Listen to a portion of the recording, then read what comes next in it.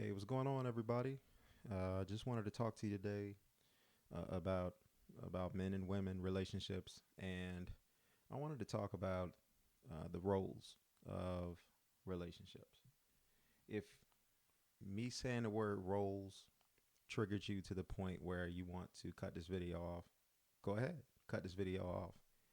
But I'm talking about men have roles and women have roles, and there are variations of the roles, but the roles are pretty much the same for everybody in general. All right. So, from a foundational standpoint, the importance of having a foundation is so you can settle on what's right and what's wrong. Okay. Now, when it comes to religions, I'm not big on religion. I'm really not. But what I am big on is I'm big on nature, what nature tells us to do. Now, if nature tells us to do something, nature is telling us because it is a balance in the ecosystem. And by doing what we're supposed to do in nature and fitting into nature the way that we're supposed to, what we can find is that having a balanced ecosystem is going to make sure that everything levels off, everything is righteous, everything is in all fairness. Okay. So even when we're looking into a religious document, we can ask ourselves, is that how it is in nature? When we look around and we see it that the Bible or the Quran is telling us something, we can ask ourselves real simple. We say, uh, is that in alignment with nature? A lot of that can help you weed out uh, what man did and what man didn't do. And we want to go by nature. And so we can go to every animal, and there are all different types of animals in a species. For an example, there's many different lions. They have different personalities. They have different um, ways of doing things, but in general, they're doing the same thing. Okay, a it's like a man. A man is supposed to be a provider and a protector. Well, there's different ways to provide and there's different ways to protect. Some men go out there and provide with their hands. Some men go out there and provide with their minds. Some men go out there and provide with both. Same thing with protection. When we think of protection, if we didn't have weapons, we would automatically think the bigger and stronger would be the most protective or the best chance of protecting you. But when we start talking about, excuse me, but when we start talking about uh, different men out there, uh, you might have a scrawny looking man, a man who is very slender, a man who doesn't look for physical confrontation, but he may have other means of protection. He may be protective from a preventative standpoint. He may be protective because he has weaponry. It's so many different ways for a man for things to level off for a man. So he may be protecting with his body, or he may be protecting with his mind, or he may be protecting both. Obviously, both would be better because sometimes you can't do certain things with your mind in that moment, but you can with your body and vice versa. So let's go ahead and dive in. I want to talk about the role of a man. All right. So I'm going to ask a hard question. James Brown said it's a man's world, right? What did he mean? What did he mean? So I want you to think of men, and I want you to take them away from the equation. Don't take just don't take away men away from the equation. Take away everything that man did from the equation. Okay? Now what would this world look like? We'd have no buildings, no roads. We'd have no contraptions and apparatuses and things of that nature to a large degree because the power grid, the world's grid for how we live in each country as we know it was created by men. So when we start discrediting men and their role and what they are designed to do, it's a farce, to say the least, because we're such an integral part of the way we know life as it is today, that if you took us and you took our accomplishments and you took the things that we built away, you'd literally have nothing but what Mother Nature put here. And in some instances, that would be pretty cool. In other instances, uh, men have made accomplishments and contributions to this earth that extend beyond their graves and that we benefit from. Men are by nature problem solvers. Once upon a time, it was very difficult and life threatening for women to give birth. And so, with the development of things that men have made, giving birth is easier today than it was yesterday. And that's a fact. And so, what we don't, what, when we're trying to make men obsolete, or we're trying to say what's the point of men, or I hear some women relegate men down to just being um, partners to help make babies, and once they do, they're good for nothing after that. So when you have that, you have a sense of a lack of gratitude, because it's just the equivalent of, if you need, let's just say you are unable to go to the grocery store to pick up some food, and you said, I wish I had somebody that could go to the grocery store for me. And this person comes along and says, I'll help you. And you say, okay, I have a list of items that I want you to get from the grocery store. I absolutely need these things, and go pick up my prescriptions. And then that person did as you asked. They went to the store, got everything on your list, brought it back to you, helped put it away, even helped you prepare some things before they left. And once they're finished, you just look at them and say, now get your useless self out of here. That's the sense of how men are treated today. We've done so much, and yet the appreciation for us, the value for us, is meaningless, to the point where you have women, when a guy approaches a woman, she starts her meter like she's a taxi cab. She starts her meter. And what I mean by her meter is she starts her clock for payment. Right away, she meets a guy. She doesn't even know the guy's last name. She really doesn't know what he do for a living. But she sizes him up and she looks at him and says, he looked like he have some resources that may benefit me. And instead of going through the process of getting to know him, to create a vibe with him, to him wanting to do things for you, um, we see women that will take men and they will say, okay, well, you're gonna take me shopping, you're gonna go get my nails done, you're gonna get my hair done, you're gonna pay my bills. Uh, if you ask me what am I doing, and I say I'm about to go get my nails done, should you? Why don't you just go ahead and cash out me $300 or something like that? And it's like, but what did you do to deserve that? And then you fall on the old adage of, well, men are supposed to provide and to protect, but men are supposed to provide and protect. There's a general provision and protection, and then there is an acute provision and protection. And the things that the women are asking for today are acute requests, and it's so cute. It's so cute of them to ask for those things, but they haven't done anything to move into an intimate phase with a man for him to want to normally do those things, naturally do those things. Now, if I see somebody that I love in trouble, my response to somebody that I love, that I care for, that I'm vested in, or vice versa, or a combination of both, my response will be different than if I saw a stranger in need of help.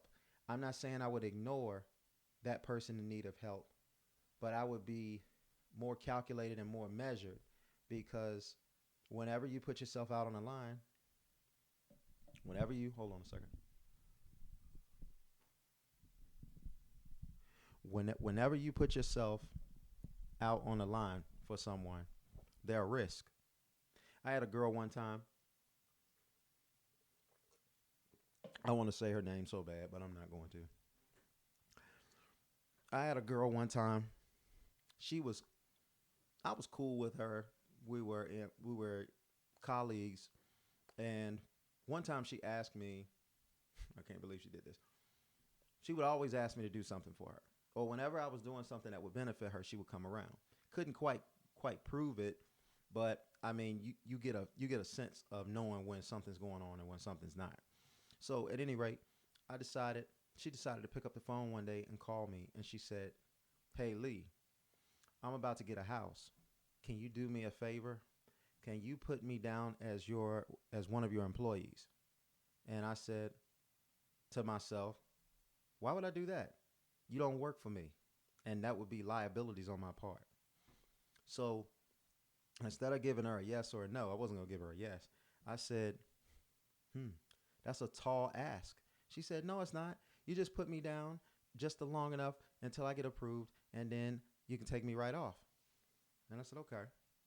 Not thinking to herself that there may be some tax implications on my part that she was not going to or willing to help me out with. So instead of saying no, I said, "Okay, what's in it for me?" She said, "What do you mean, what's in it for me? For what's in it?" She said, "What do you mean, what's in it for you?" And it's crazy because women today will ask or expect of a man to do A, B, and C and blah, blah, blah, blah, blah. But it would never occur to them that he could possibly match her boldness. It's bold to ask. I remember growing up, you didn't ask people that you did not have a tight relationship with for money. So when you got in a jam, you thought about only the people that you had good relationships with, people who you talk to, people who you check on, people who you show investment in. You didn't ask somebody that you don't call, you don't talk, you don't text. You didn't ask them for anything. You didn't feel worthy enough, and rightfully so. You weren't worthy enough to ask them for anything because you don't have a relationship with them. And I don't care if it was your cousin, your mama, your uncle, your aunt, your mammy, your pappy. It don't matter. You didn't ask them for anything because you didn't have the rite of passage. That's not the case today. Women will ask it. Women, you can think a woman is beautiful when you see her walking, and you can say, "Excuse me, I had to come over and say something. I definitely want to let you know that I think you're very beautiful. What's your name?" And automatically, she starts her meter. So she starts sizing you up. She doesn't want to talk to you if you don't look like you have something to offer. And we know that can all clothes are really cheap to make, but some clothes cost more than others. So girls aren't easily as impressed these days if you're wearing name brand or whatever the case may be to illustrate that you got money.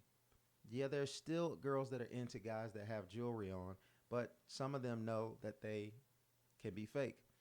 But what is a real measure for showing that you have money is if you're at a certain event, you're in a position of power or ranking or leadership, or you drive in a nice car, or you live in a nice house. If they know these things, then their position with you changes, and their disposition with you change to something that is more apropos to getting to know them. They're not really a lot of times not trying to get to know you. What they're trying to do is they're just trying to posture themselves so they can leech from you. So I told this girl, back to the story, I said, that's a tall ask. What's in it for me?" She said, what do you mean what's in it for you?" And I said, "Well, I'm taking on that responsibility or whatever the case may be. And it works out for you. It works out for you. I had nothing to gain from it but wasting time. But she wanted me to feel like I was doing her a good favor and was charitable. Mm-mm-mm. No, I'm not going to be used like that. I'm not going to be tricked like that. So I said, So she said, well, I mean, I'll give you $500 if you do it once I get closing. And I'm like thinking to myself, $500. So I took it a step further. I made a request for something that I knew she wouldn't want to give me. And I said, I'll tell you what, add an extra zero to that $500 and I'll think about it. I've never heard from her since. And so sometimes that's what you got to do. You have to give to people sometimes what they're giving to you. Because a lot of times people will ask of you something that they would never give. So if today's modern woman wants a man to be a provider and a protector and the unsaid thing, a fool for her, then you got to call her out on it. Now, what do men want? Men don't want a lot from women. They don't. If they don't, Men don't usually want a relationship with a woman unless she can prove that she can provide something consistently that he absolutely needs. Then he'll entertain providing her a relationship. But outside of that, the only thing men don't want friendships with women. So you're probably saying, well, that's not true. I know a lot of guys who are friends with women. No, he's friends with her 9 times out of 10 because I'm not saying there's no anomalies, but what I'm saying is what benefit does a man have if he can't have physical access to a woman? What benefit does he have in providing for her and protecting her? Like, would you invest in something that you got nothing in return for? Well, yeah, he's getting something in return. He's getting, my time. I talk to him. I do this. I do that. Mm-mm. Men want access to the kitty cat. That's what they want. And if a man is not interested in getting kitty cat from you, and he's not interested or he doesn't see the piece or the consistency of what he needs that you can bring in terms of assisting him, and I'm going to get to that in a second, then he doesn't have any real need for her. What is the point? And that sounds cold, doesn't it? But the reality is, if I'm married, if I have several girlfriends, what do they benefit me from? Oh, I want to, I got another girlfriend so she can give me a female's perspective. That's really dangerous when you're in a relationship. You're going through something with your girl, and then you go to this other girl and you start getting perspective. Because if she's on the outside and she sees something that she likes in you as a husband or whatever the case may be, she may be plotting to position herself. So she can, just on the premise of that, she can provide you bad advice. So it can cause turmoil in your relationship. And she may use your ego against you. So what is the real reason for a man and a woman to be a friend? A lot of times, let me tell you something. Let me give you an example. It's just like these girls who go out there and they've had their whole phase, right? After they have their whole phase, whether it's good or bad, they don't want to do the whole phase thing anymore.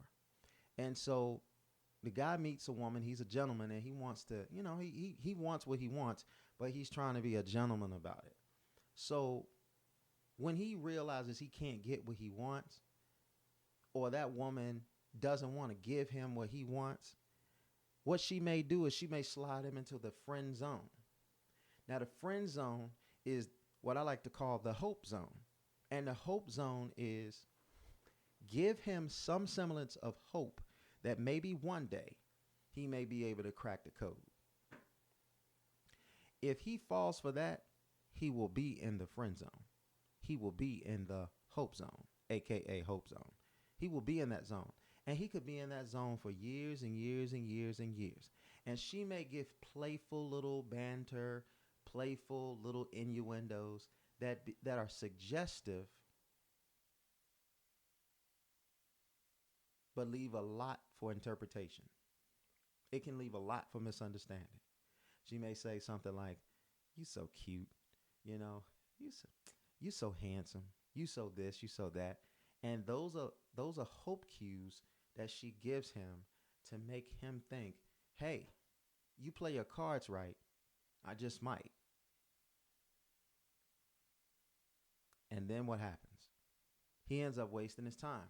Now, some men, they're smart about it.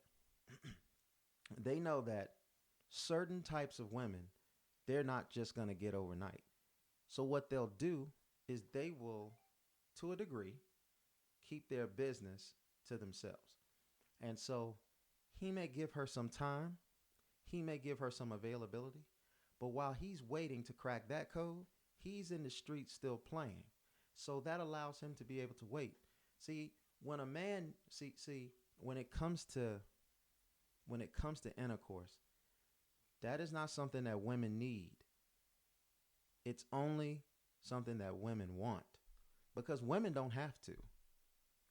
But that's not the case for a man. A man needs to have intercourse. And it's so critical because it's one of the few ways that a man express his love. Now, I'm not saying that every time that a man lays down that that's what he's doing, but he's definitely expressing himself through intercourse. Women don't have to express themselves through intercourse. They don't have to. So, with that being said, the string along is perfectly fine for her. It's not fine for him. And if he is waiting on her and only her, and he really wants her and really desires her, he will lose eventually patience and he'll cross a line. All in an attempt to accelerate the process of him getting intercourse. And typically, once he gets intercourse, things will change between them. Things will completely and utterly change between the two of them. He doesn't care. The reason he doesn't care is because friendship was the side dish to what he wanted. It's not really what he wanted. So let's go ahead and just dive in, and I want to just talk about when it comes to relationships, and it's talking about the role of a man. We just talked about the men, so now we're going to go to the women.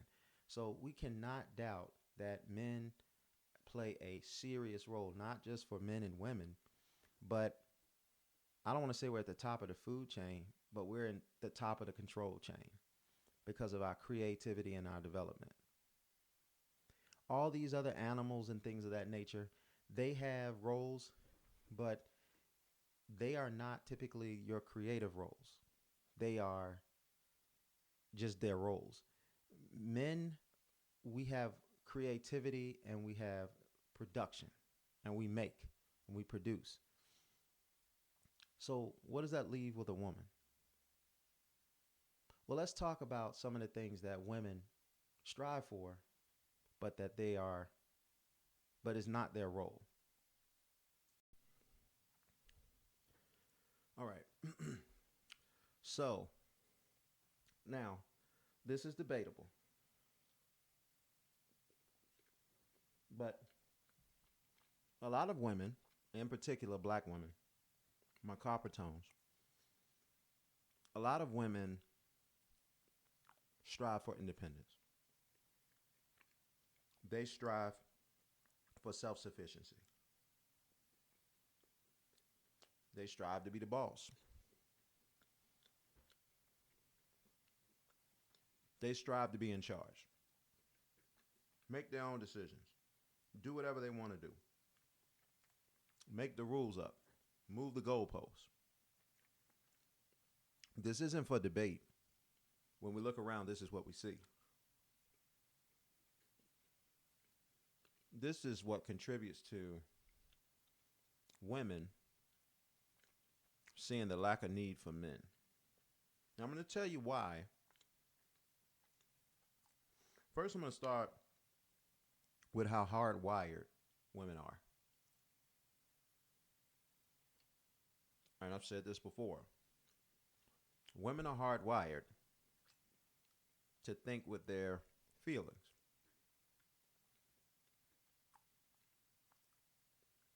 Men are not. Or you say, well, there are some men that think with their feelings. Okay? Let me explain something to you. If a man grows up raised by his mother, isn't his mother the primary teacher? Isn't his mother in the role of and gives her the best opportunity to influence him? If his daddy ain't there, how can his daddy teach him? He's not. He's going to inherit some things because 23 of his 46 chromosomes is his daddy. But from a hands-on standpoint, if his daddy ain't there, you can forget his daddy teaching him anything. He's going to be limited, at least, to teaching him anything. Now, let's just say he has a relationship with him. He sees his daddy, talks to him on the phone on the weekends, holidays. It's not like that every day. My children act different when I'm away than when I'm around.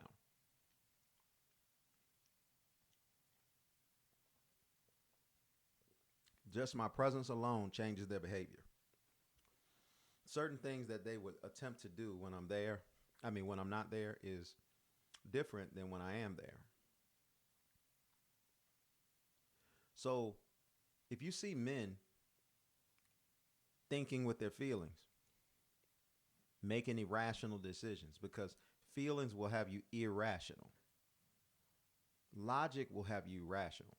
So if a man is typically irrational and he doesn't have a mental illness, oftentimes it's because he was raised by his mother.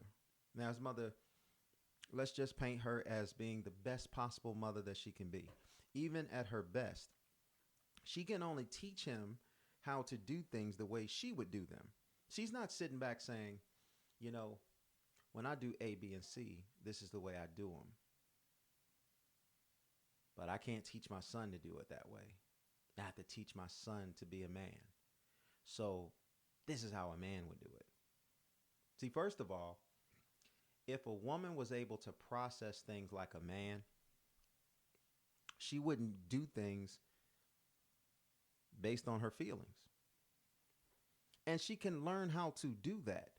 But the results have been, the results have come in, and the results say,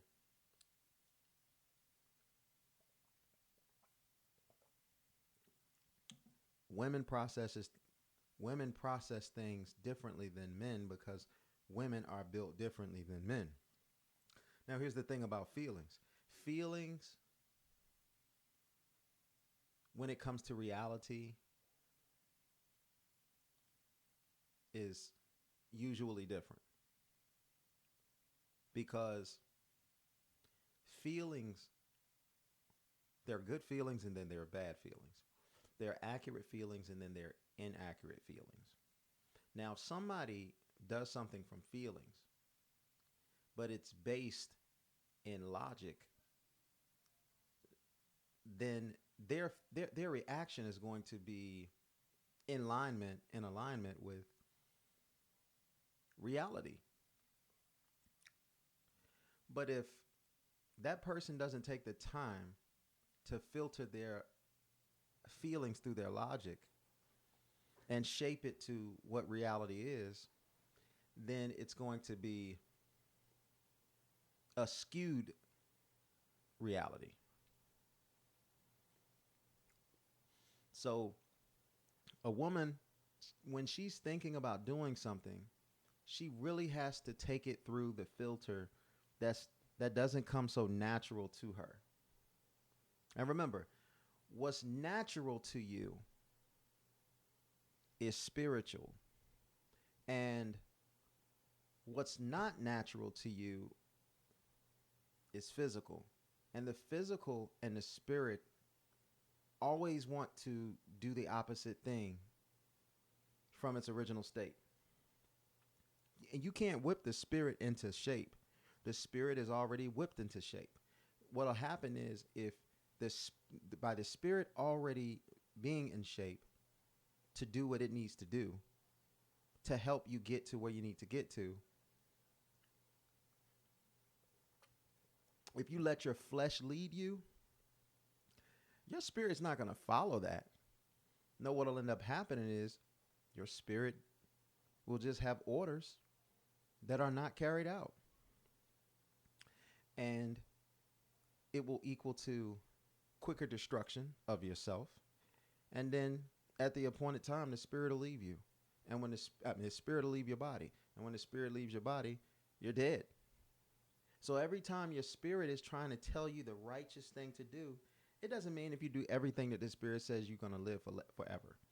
But you're going to live the maximum amount of time that you're supposed to live, and you're going to reap the maximum amount of what you're supposed to reap. If your spirit tells you not to go out to the clubs and party, and it tells you to get to work on this, this, and this, and you do exactly what the spirit says, that doesn't mean you're going to live forever. That just means the quality of your living is going to be better. And you will get to live out the full time that you're supposed to be here. I can't say that listening to your spirit means you're going to get old.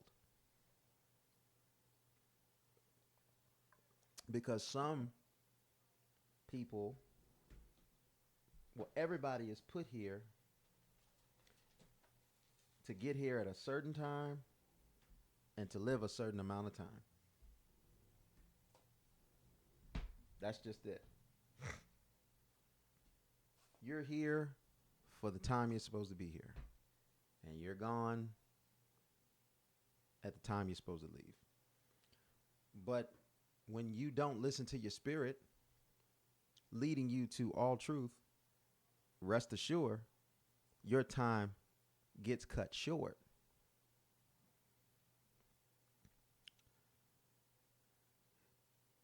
If you're supposed to honor your mother and your father so that your days should be longer, your spirit is all the more important. You should be even more so obedient and honorable to the spirit that's given to you. So from a female standpoint, her battle is her feelings. Because, and let me give you a good example. If a woman says, I feel like men aren't committed. I feel like men don't want to stick it out in relationships. Okay? There's the I feel in all of that. The issue with the I feel is it a filtered feeling or is it an unfiltered feeling? It's easy to throw out unfiltered feelings. It takes discipline to take those feelings and put them through the filter of logic. Because usually when you can look at some water and it looks pretty clear. You pour water from the tap and it looks pretty clear. But when you put it through a filtration system, you start to see all of the things. Man, was that in the water? Yeah, it was. So your feelings can look like, that makes sense. But I don't want it to make sense. I want it to be sense. A bowl. I don't want it to seem like it makes sense. I want it to be sensible.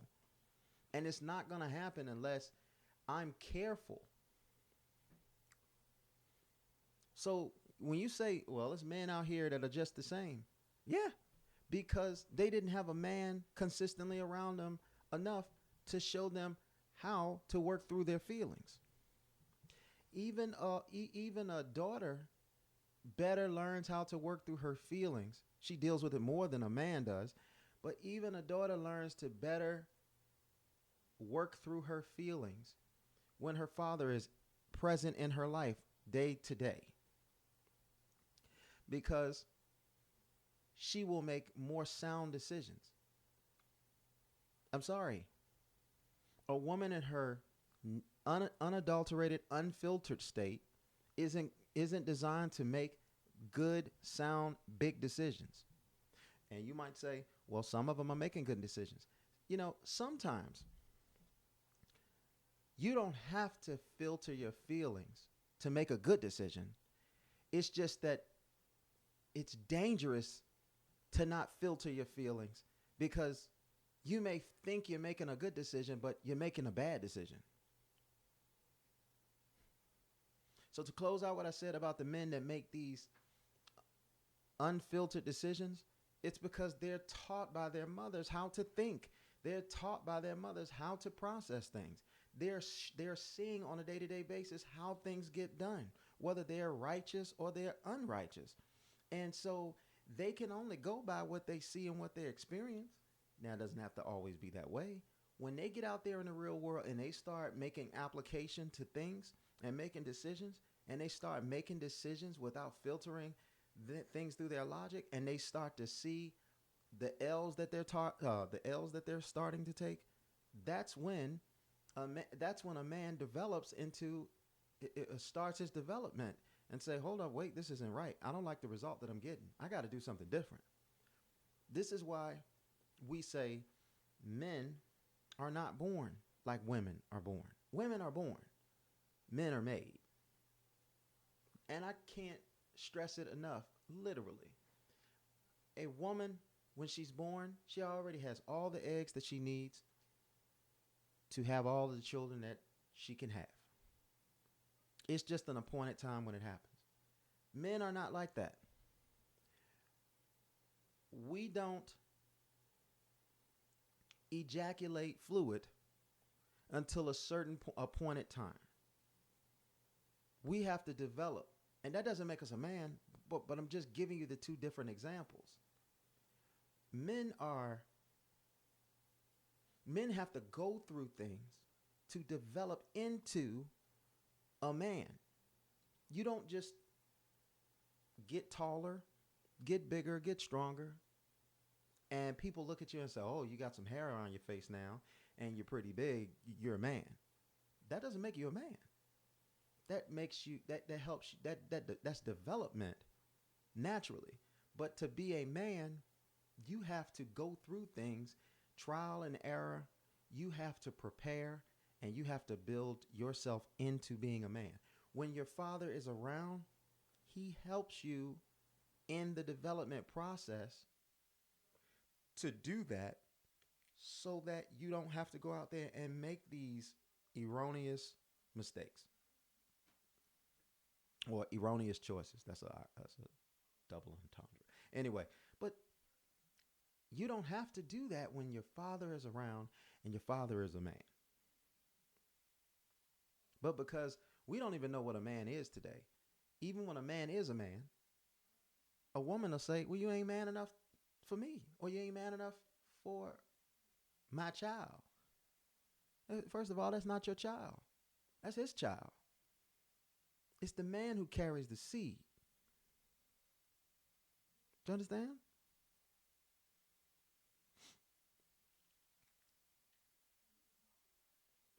In Genesis chapter 2, verse 18, it says,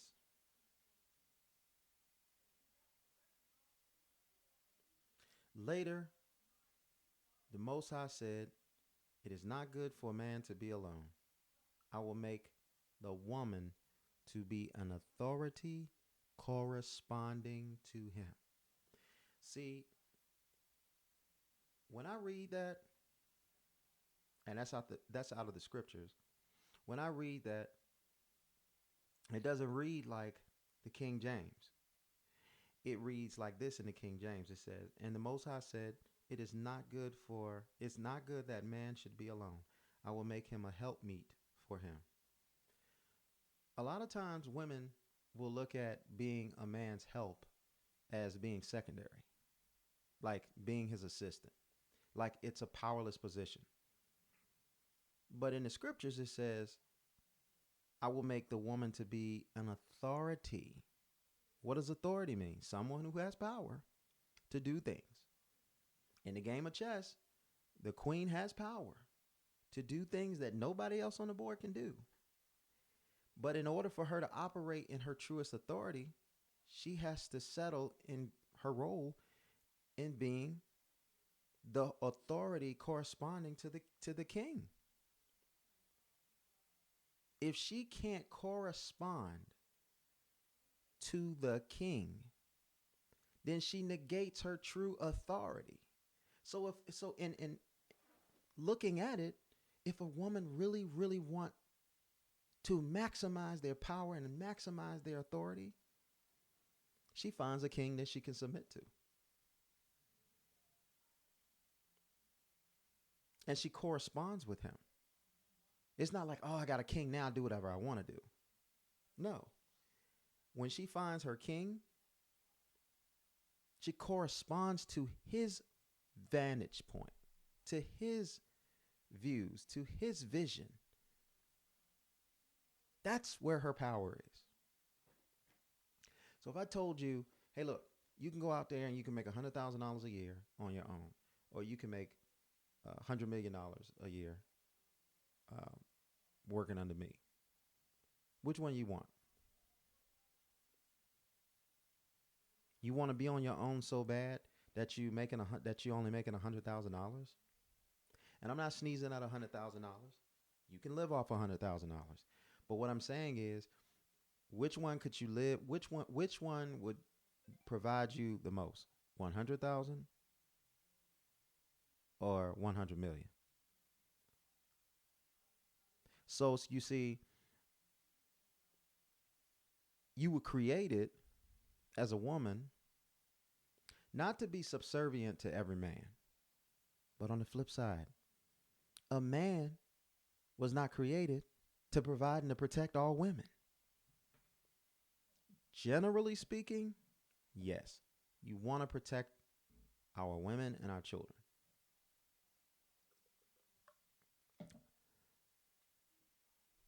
But it doesn't look the same as if you have a relationship. You have vested interest in a relationship with a man.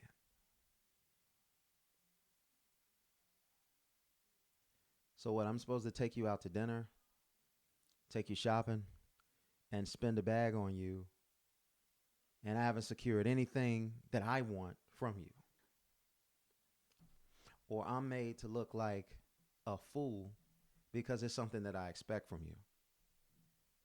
Let me tell you something. If a man is going to put his life on the line at any given moment for a woman, and he's going to spend a bag on a woman at any whim notice, and he's going to provide everything that she needs,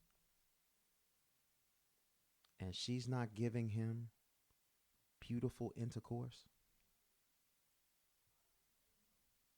but he's still giving all of that to her, what's the incentive for her to be loyal to him, to be subservient to him, to follow him? What is the incentive? And some men, because they were raised so poorly without their fathers, which all the statistics prove what not having a father does to a kid. Even if you want to take it there, even if you want to take it right there, single men raising children, the statistics are very similar in terms of outcome in many different genres as it would be a two-parent household. So it's like this. The best situation is a husband and a wife raising children. The worst situation is a woman raising the child by herself. But if a man raised the child by himself,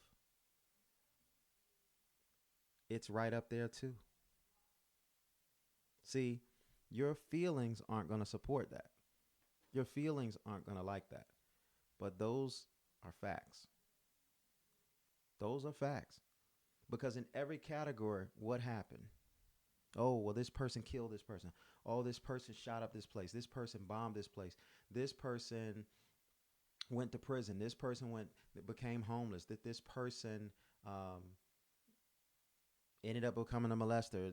All these different types of things, and then you start getting to the origins of the person who did whatever those said categories are, and you will find an overwhelming number of them come from single family, single mother homes. Much more, much significantly more than coming from a single father home or coming from a two-parent home. And I mean a man and a woman, not a woman trying to act like a man. I'm sorry. You can act like a man, but you ain't a man. I'm sorry. We can talk about all these different genders out there, but at the end of the day, it's only two genders. It's male and female. Unless you prove me otherwise. It's only two roles. You may be a man and you like acting like a woman, but you a man. You may be a woman and you like acting like a man, but you a woman. You may have trained yourself to process things like the opposite gender, but you still what you are.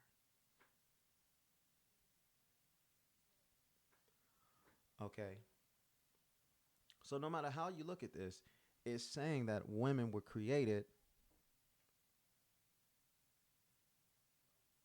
to correspond with a man. But just like I said,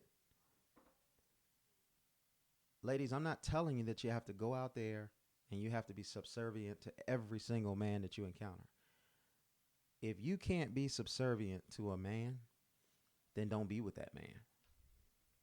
I don't care what kind of perks and benefits comes with him. If you can't be an authority corresponding with a man, that's not the man for you. Some of you say, well, if a woman will automatically be feminine around a real man. Okay. I'll let you have that, even though that's not true, but I'll let you have it. What has you naturally on your own acting like a man in the first place? Why?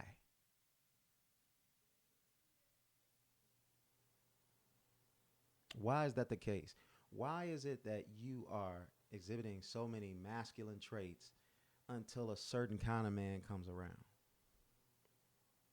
And some of your expectations are beyond belief. But if you feel like he's got to make $400,000 a year, he's got to be big and strong, he's got to be tall, this, that, and the other, whatever the case may be, and that's what it takes. And that's what it takes. It takes that for you to be a lady. What if the shoes were reversed, and a man says, I'm gonna act effeminate, and do all of these feminine things until I see a real woman come around, and then I'll settle into my masculine role. Like, does that make sense? For a man to run around and act, trying to choose my words carefully. See, I'm taking what I feel and put it through my logic. See that? Be quick to listen and slow to speak. 2 ears, 1 mouth. Twice as much listening, half as much talking.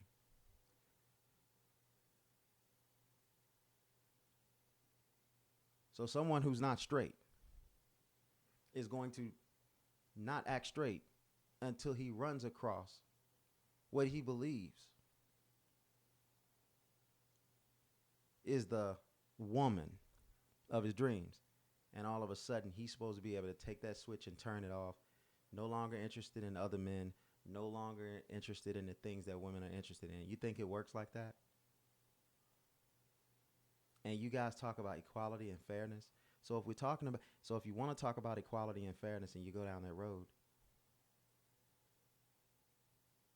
why is it that you get to act like a man and you get to think like a man and do like a man and carry and conduct yourself like a man until you run across what you deem to be the man, and then all of a sudden you think you're going to be able to turn it off too? And even if you're capable of turning it off, why are you acting like a man? What why does it benefit you to be a man? Your truest power is finding uh, two things. Your truest power is to operate in your natural state. Don't put yourself in presumptuous situations, but operate in your natural state. And then when the man of your dreams comes into the picture, or a man that has, not even the man of your dreams, the man that is worthy of you, because your dreams are just crazy. But the right man comes along that's worthy of you. And what I mean that by that is when you hear his vision, you believe in it and you want to go with him. That's really what it is. It's really finding someone that you believe in, and where they're going is where you want to go. Where it's taking them is where you want to go. And being realistic about if where you want to go is an actual realistic place to get to, or the odds are. I could say I want to go to the pros, but what are the odds? I'm still going to strive to go to the pros, but I have to be realistic about the possibility that I can't go. There are people who are worthy enough to go to the pros, but they get injured and it derails their career and they're not the same anymore. So there are variables that you can control, and then there's variables you can't control. Some of these lofty dreams that I hear women have are dreams of a unicorn. A freaking unicorn. And you can't get a unicorn because they don't exist. Even if you think they exist, they might be close in representation of a unicorn, but they're not. So if you sit there and you say, I want a man, he makes 6 feet, 6 figures, 6 inches. And you're able to find a man that encompasses all three. Okay? Even if they encompass all three, are they going to choose you? Because every woman is looking for 666 or better. And if that man does exist out there, don't you think he know that he's rare? So if he knows he's rare, he can be more picky.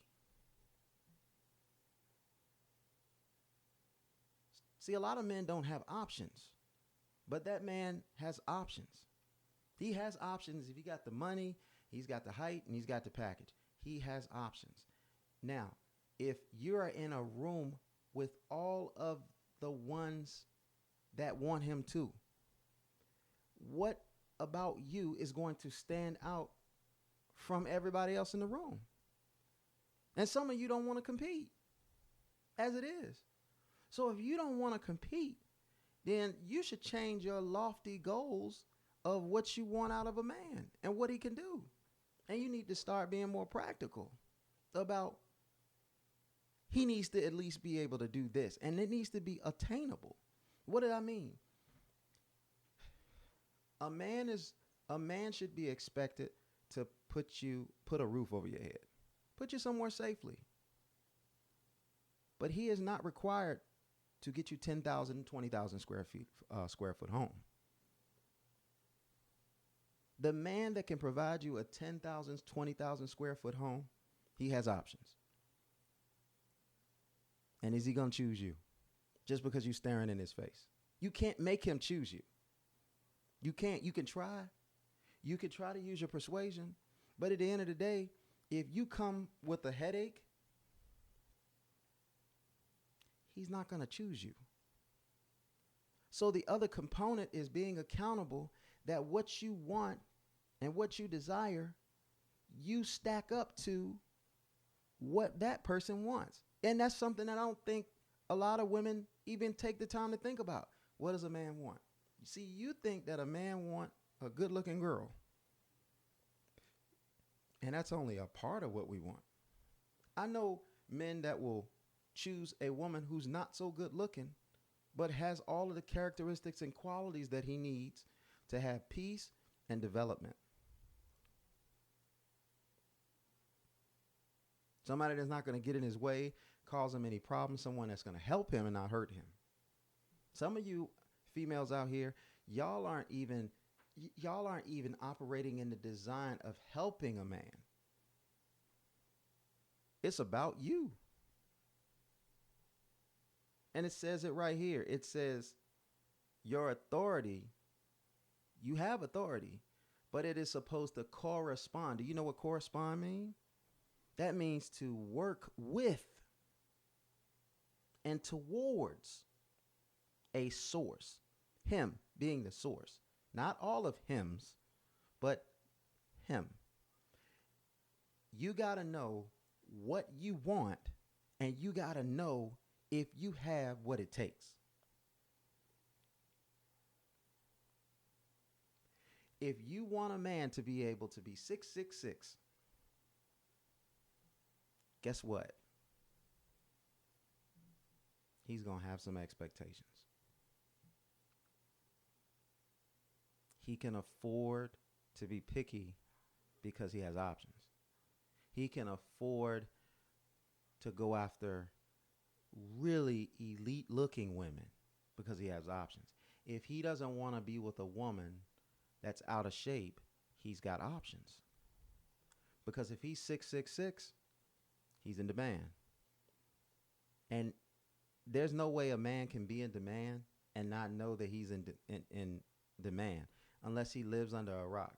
So if you're hoping for somebody to be ignorant to the fact that they are in demand, like a man who's 6 feet tall, who makes six figures, and who is 6 inches, you don't think somebody lets him know.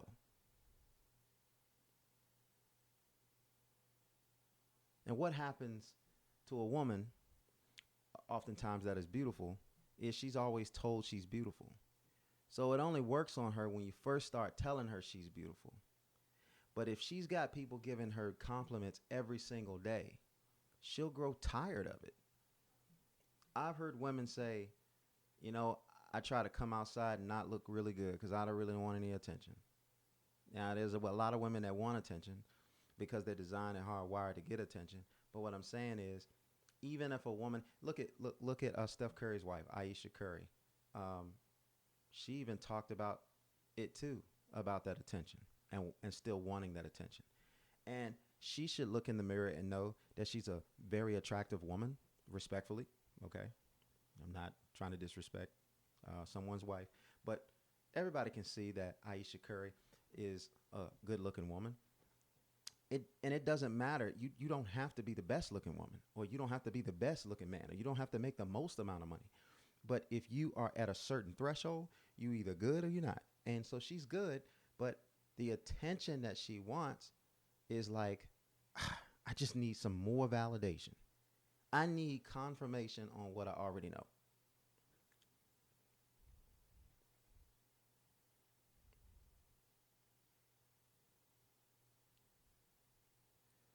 So when looking at the situation and you want a man that's up here, then you know, it's like being in the grocery store and you buying and you filling up your basket.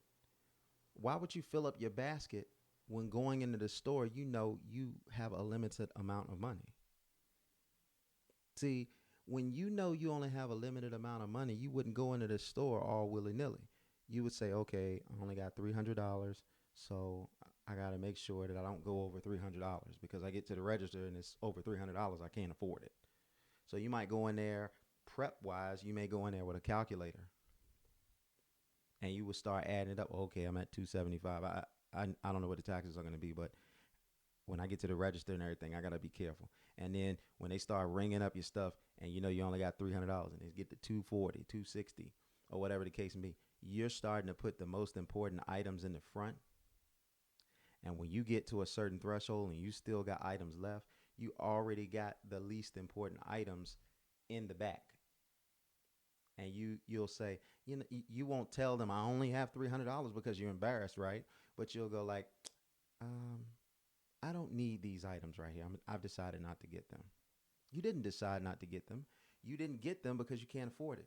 Now, if you went to the grocery store and you had $3,000 in the bank, $3,000 in your account, you wouldn't be sitting there saying, okay, I got to stay under 300 unless you personally said that. You would go in there and be like, I can get whatever I want because I've got enough to cover whatever I need because it ain't nothing that I can fill this basket up with that's going to equal $3,000. And that's where you want to be because you want choice, right? So if you want choice, then guess what? You got to take into consideration what you're capable of doing. Now, listen, ladies, if you are not in the best shape and you don't take care of your hair and you don't take care of your skin and you don't like to clean and you don't like to cook, I ain't say you can't, I'm just saying you don't like to, and you don't provide peace and you are so self-centric, you will not stand out in a pool of women. So being the way that you are, it actually deafens you. It actually makes you less visible. If you have been around the block with man after man after man, you're going to suppress your visibility to be seen by the man that you want. A man who is average will see you better than a man who isn't. Think about it. If a man makes it to the mountaintop, he can see everything better, but in details, he doesn't see as well. You want a man that's at the top of the heap, but it ain't nothing about you that stands out from a distance. So that's the example of what do you bring to the table? It's so triggering to you that someone would ask you, what do you bring to the table? I am the table. No. A man that sits on top is looking down on many tables. And something's got to catch his eye. But he sees so much. He looks down and he says, ooh, what's that over there? Let me get a closer look at that. Do you have that? Do you have that je ne sais quoi? Do you have that it factor? And what is the it factor? It may be hard for somebody else, but you got to know what your it factor is. You got to know. You got to have a belief in yourself, a logical belief in yourself that you bring something so crisp, so unique, so refreshing to the table that you're confident that you'd be hard pressed to find from someone else. Beauty is not it, because beauty it comes with a lot of women. A lot of women are beautiful. So beauty is not something that's going to make a woman stand out. Matter of fact, a more basic man will put more value into beauty than a man of valor, a man of apex. And that man who's standing on the mountaintop of his life, he doesn't even have to look good. Yeah, it's true. That man doesn't even have to look good. That man doesn't even have to be really attractive, because what he's acquired and how he has become a man is so alluring to masses of women. You sitting there saying, nah, he's got to look good, this, that, and the other, whatever the case may be. And while you're saying that, and he's 6 foot, and he's six figures, and he's 6 inches, he's not even pressed that you got these special requests, because he's looking at a sea of women who's looking up at him and saying, it doesn't matter that you're not attractive. It doesn't matter that you got a scar on your face. It doesn't matter that you got hair on your chest or whatever it is that you find repulsive. He doesn't really care. The only man that cares that you have your lofty expectations is a man who he doesn't have many options, and he looks at you as, oh my gosh, I don't think I'm going to run across somebody that's quite like her. But you take that same man and he works on himself and he builds himself into a man.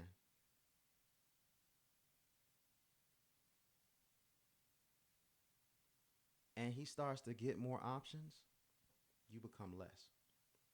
I remember this. True story. I'm not going to drop another name.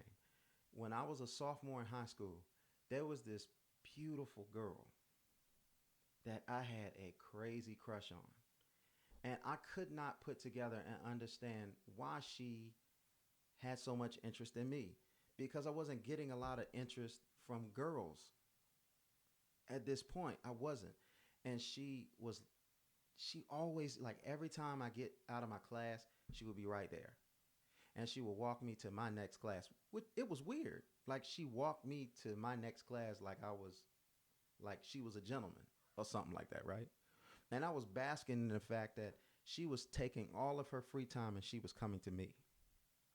And so I thought she liked me like that.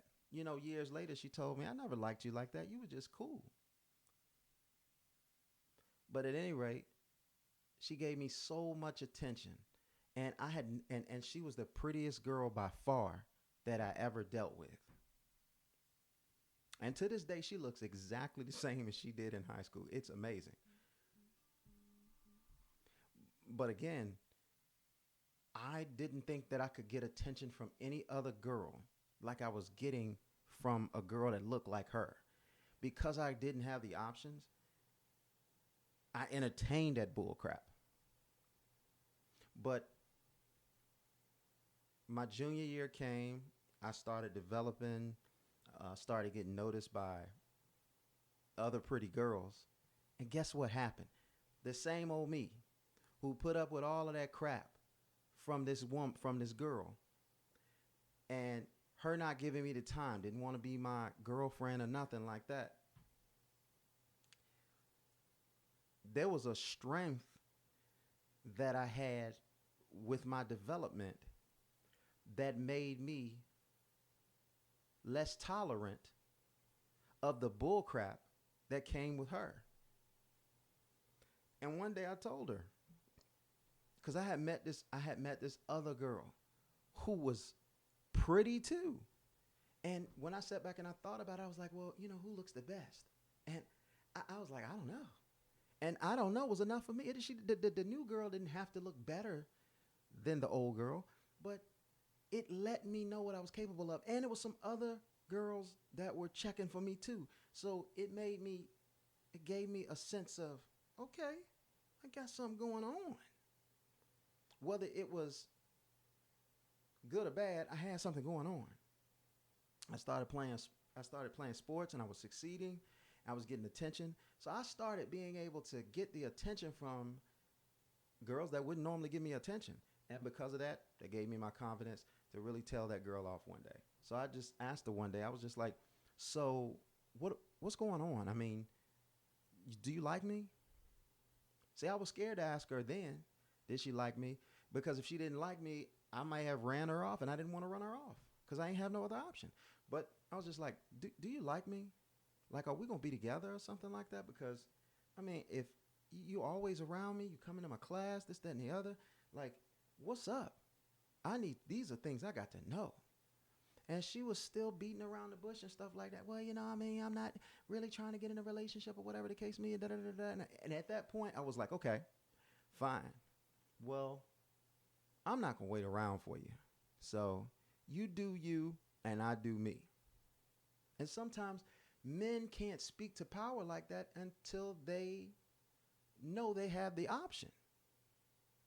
So if you want to play these little games and you want to have all of these crazy expectations for what a man should do for you, you'd be better off getting in front of a man that ain't never ran across nothing like you. But that guy at the apex at the top, he has options. That average guy, that 80% of you ladies pass up, that guy don't have the options. And if a man, and if you got these lofty expectations and you want everything to be self-centric around you, self-centered around you and all of the stuff like that, you'd be better off getting the average Joe. And ain't nothing wrong with the average Joe. So the average Joe is going to be somebody who, you know, makes somewhere $40,000-$50,000 a year.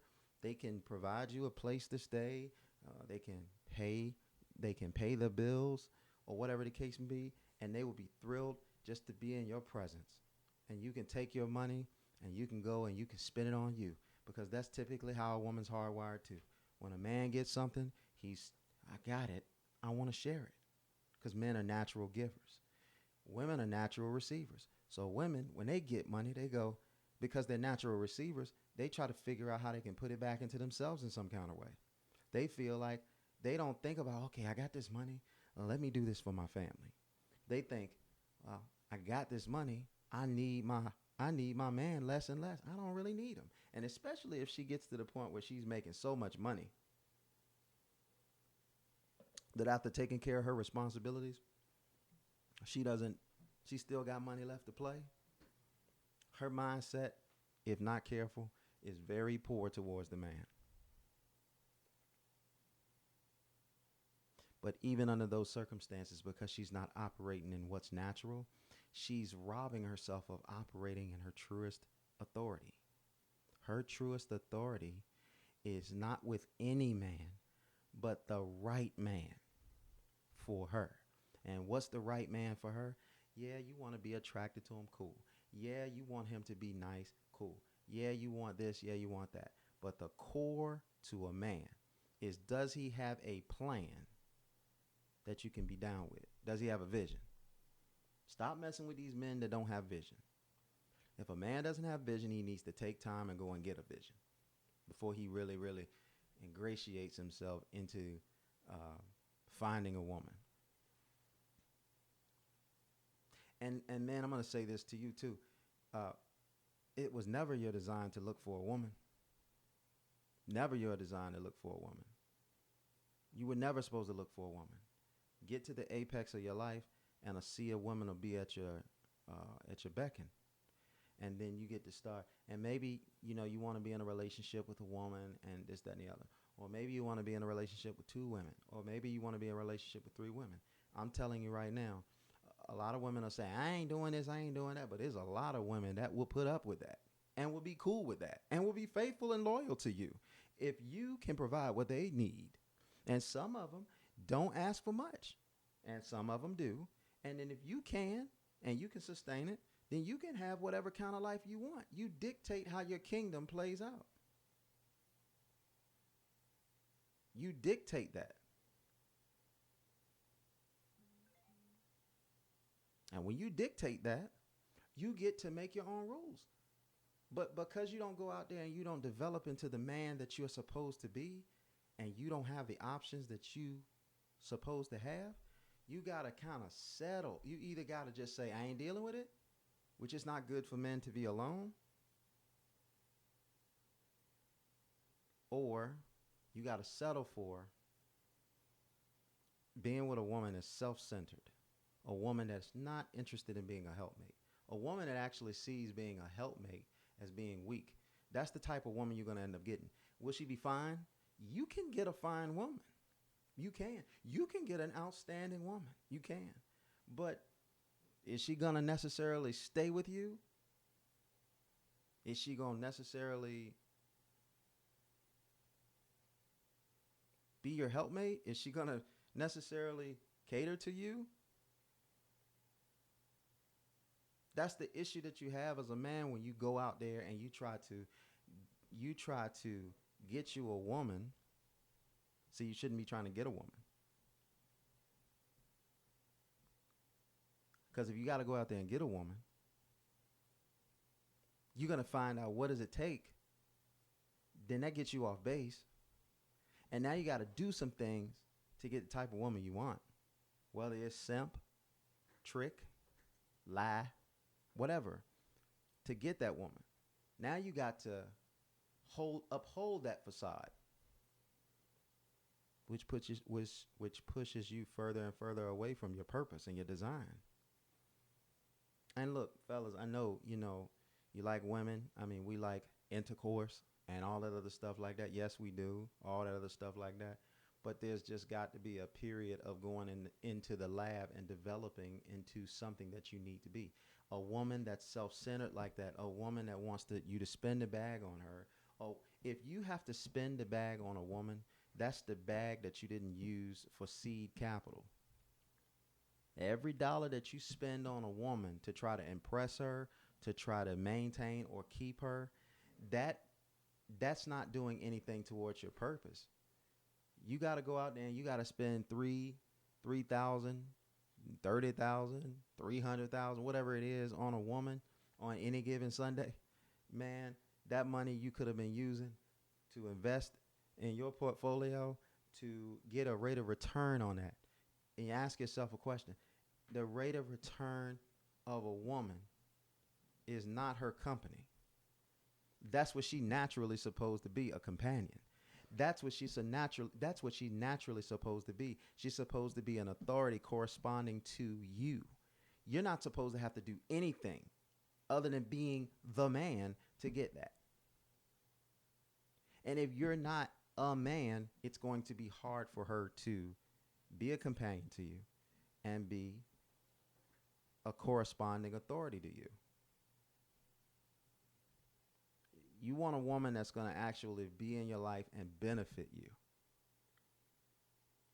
Do you know in some cultures they cut off a woman's clitoris because her orgasm in some cultures are pointless? Now that is extreme. But it tells the story of what matters and what doesn't.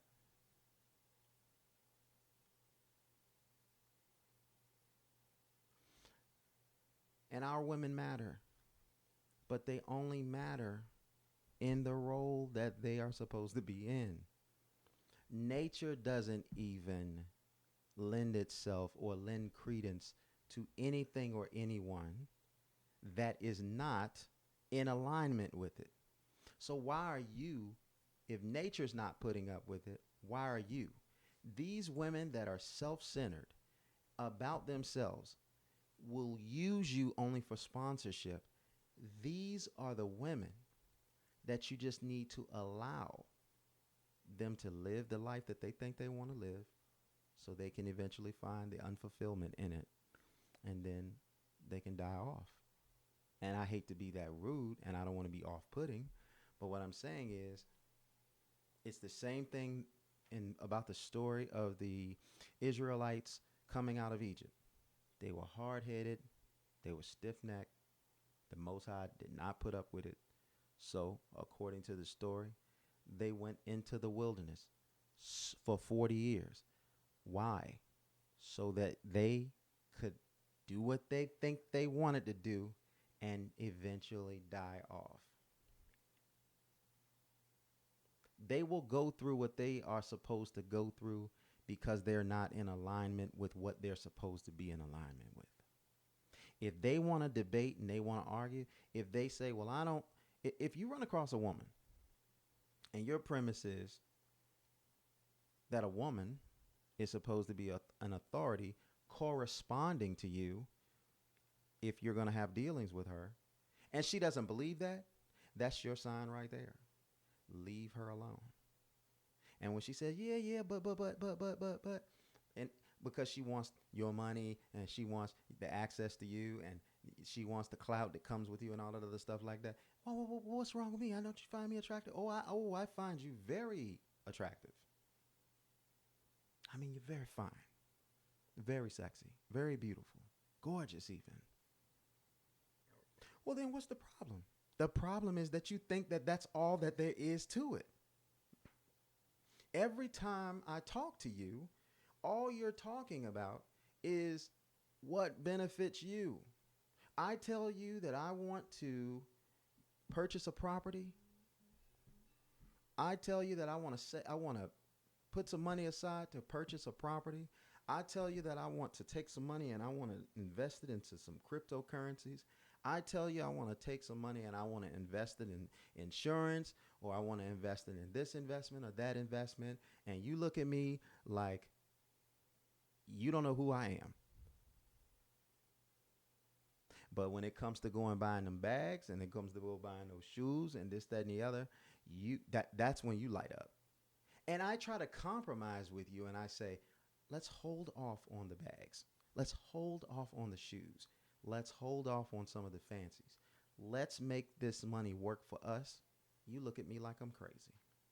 See, a real woman is going to see the vision and she's going to say, you know what? Even if it's nothing wrong with her wanting the bags, the shoes, the clothes, the travel. But if she is willing to say, okay, I believe in him. He's not there yet, but I believe he's going to get there. I'll hold off on all of these expenditures. And as a matter of fact, I will correspond with him with my authority to help him get to that place quicker so I can enjoy those fruits. That's why this isn't working out between us. Because I tell you, I have it, but I don't. And you still can't get past, well, if you have it, hey, it ain't tricking if you got it.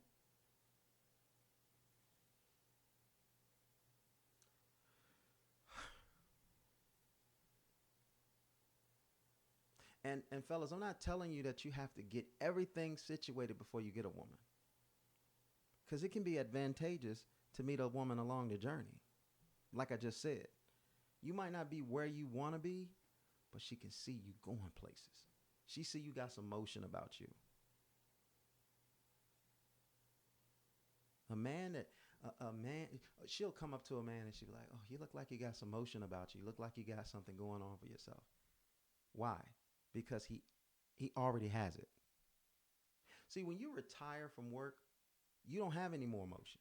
But your motion that you had puts you in a position when you're retired to have it going on.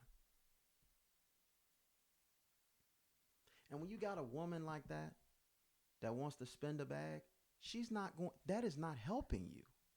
That's hurting you.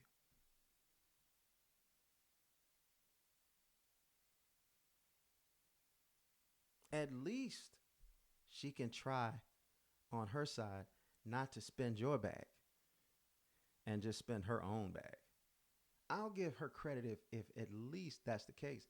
But I still got a problem with that because you mean to tell me you're capable of going out there and getting a bag and you don't want to invest it or you don't want to save it for us? You said that you said it's a us, right? You get for every dollar you get, you spend $1.10. You don't care about us. No, if you are, but for every dollar that you get, woman, okay, I want you to enjoy some of it, but I want to see a significant amount of what you are enjoying because I'm holding you down and I'm taking care of all the responsibilities. I need to know that you are looking out for us. Rainy day money. That's the initial rainy day money. After the rainy day money is to a certain point, then I need you to start looking at investing for us. And I'm watching how you're doing that. So if I'm making enough to keep our heads above water in terms of the things that we need, and you're taking your money and you're going out there living your best life, you got all the clothes, you got all the shoes, you got all the hair, you got all the bags, you even taking us on vacations and stuff like that. You feel like that's pulling weight, but that's not seed time capital. What about your money is being used for seed time capital? Why aren't you examining ways that you can enhance what you have and to enhance for us what we have? Why is the man always thinking, okay, I want to go and amass what I'm going to amass for us equally?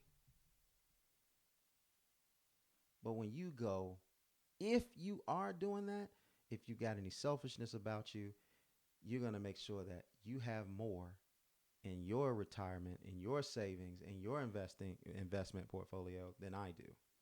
Whereas you would show a commitment to me as a man if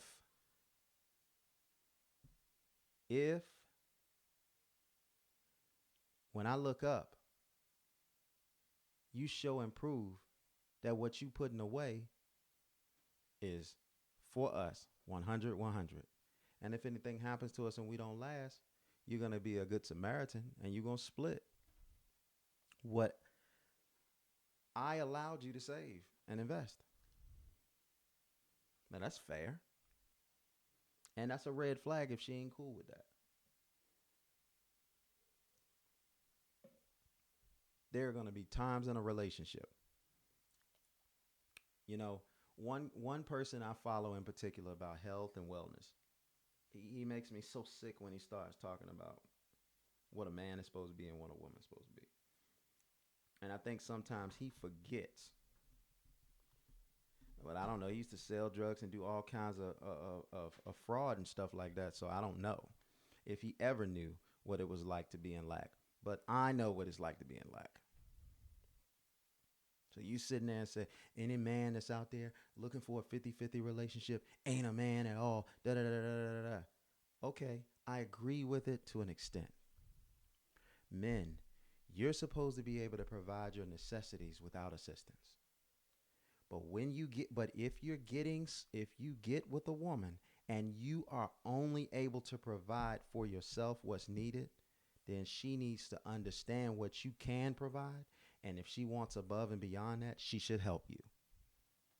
That shows and builds trust and loyalty if she help and take you to another level. And I'm not saying she got to go 50-50 every step of the way. It should never be 50-50 because it could be 60-40, 70-30, 80-20, 90-10. It could be 95-5. Sometimes it can be 100-0, and sometimes it can be 0-100. It is a process for everybody. I can tell you in my life with my wife, I ain't always had it. And I ain't always had any of it. Sometimes I ain't have any of it. But that goes back to you ladies. If you believe in him, ride with him. Don't let somebody in the street tell you a man's supposed to take care of everything 100% of the time. I'm not going to really find out about you unless I go through something with you. If everything is all plush and up, I'll never know who you really are when things ain't. So if I meet a woman and I go through my life and I go through my struggles, then I get myself together and I meet a woman. And I got myself set. I got real estate. I got insurances. I got all these different things going on for me. I got layers of protection after layer after layer after layer. So anytime a hard time comes, it never humbles us. She never stops having to live the life that she wants to live. Well, guess what? I'll never know if she's truly, truly down with me.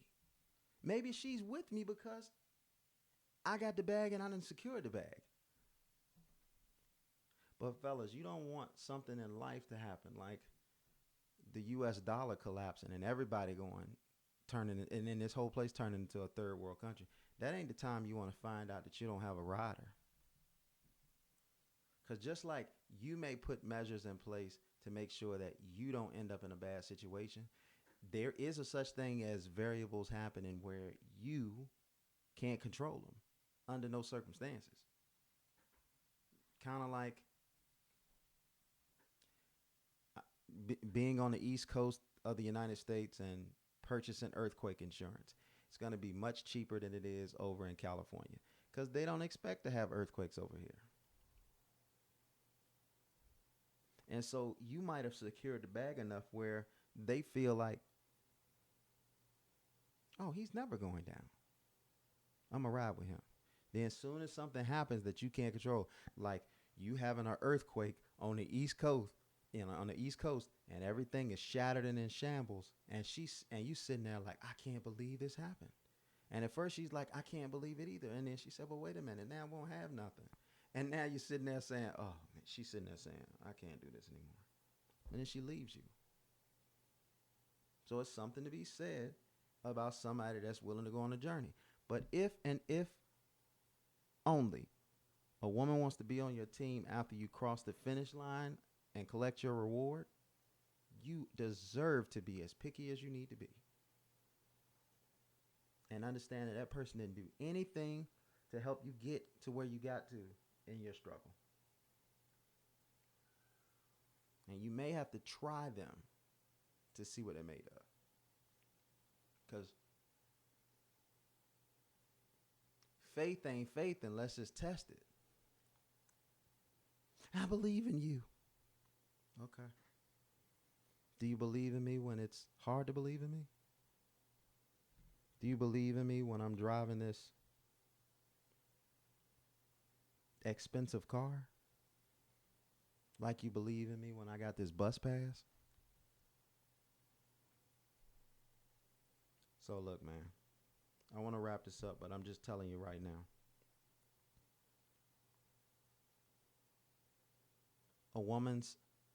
A queen on a chessboard. True power is moving all around the kingdom, moving all around the board with the king and protecting him in mind. Now, once she starts moving around and she's erratic and that king gets exposed, doesn't matter how much authority and power she has. No kingdom, no queen.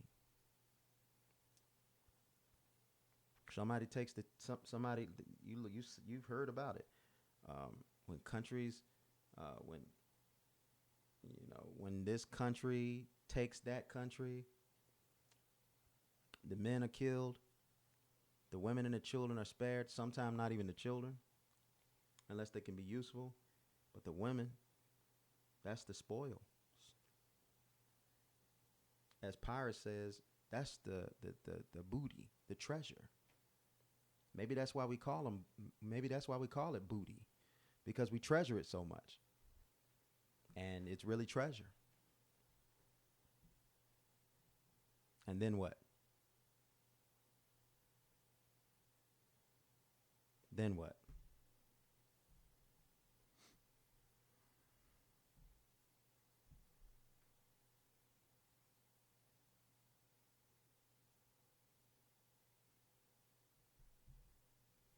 So we got to start looking at that.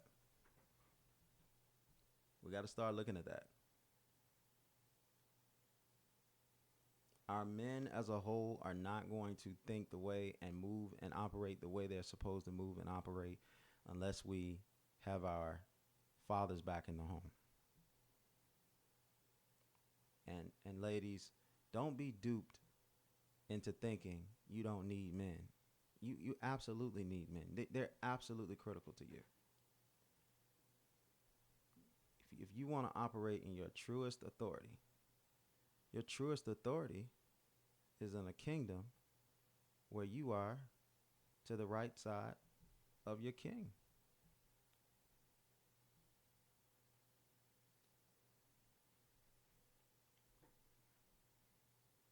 Now, if you don't believe that, I'm not trying to convince you that. Go on and do whatever you want to do. Some of you don't like the foundation that I'm laying, but you don't have a foundation at all. Matter of fact, you have a moving goalpost every time it's convenient to you. Well, I don't think you should do this, that, and the other. Then you do this, that, and the other. And then you go, well, it's okay if... See, the rules, when you have a foundation, the foundation is not to benefit anyone. It's to make sure everybody's got level ground. So that if somebody does something against me and I want them punished, the foundation says this is what it is. And then I can have peace of mind for that. But if I turn around and I do the exact same thing, I shouldn't have the mercy that I didn't want that person who did what they did to me have. I shouldn't have that mercy. I should get treated the same. So when you hollering about fairness, when you hollering about equality, when you hollering about that, you got to take the good with the bad of it. Men and women aren't equal. But the ones that saying men and women aren't equal, okay, take what comes with that. You can't be hollering you want equality. You want to be looked at as equal. And I'm telling you that we're not. I'm telling you that one of us is stronger. One of us is faster. One of us is taller. One of us way more. It's not even Steven. The only way it could be even, remotely even and equal to me is if it was a clone made just like me. And even that wouldn't be exactly alike.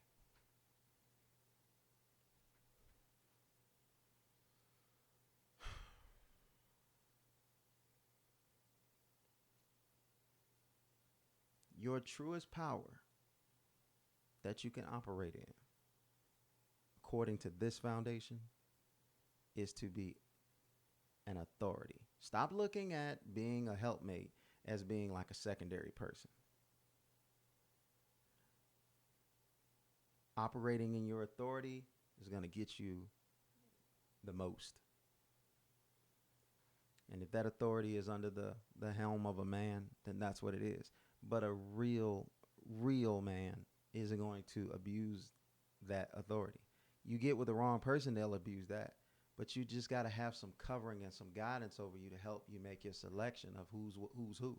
You run across a guy and you think he is a fantastic person, but you ain't ran him by nobody. You ain't tested to see if he is what he is through your dad, your uncle, your pastor, your minister, your brother, or somebody of a male authority that you value. You're not doing yourself any disservice. But you're doing yourself a disservice. You're doing yourself a disservice for sure. You're also doing yourself a disservice when you sitting there and you got this mindset. I got this.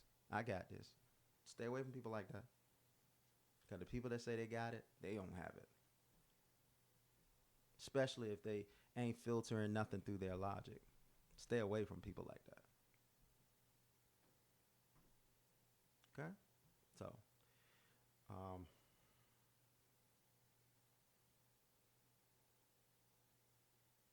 let's get this thing right, man. Because especially in our community, we got to get that family part fixed. Because that's our real power. That's where we're going to build wealth. Working together. You're not going to build wealth with somebody that's taken from you. They come into your life and your expenses go up. Leave that person alone, man. Or draw the line with that person. Say, from now on, I need you to be a benefit to me. Give me something. And this is about me, the man.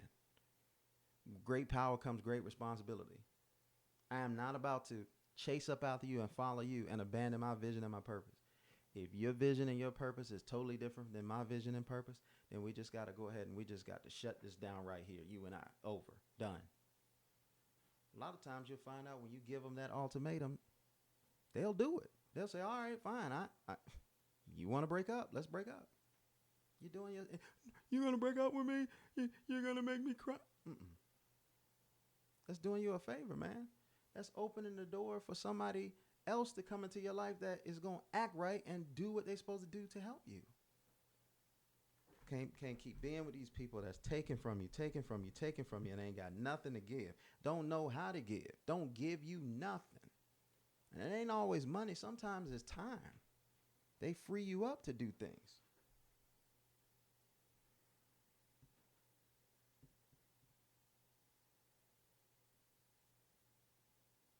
All right, so I think I'm gonna wrap it up there. I want to talk about some other things, but maybe some other time.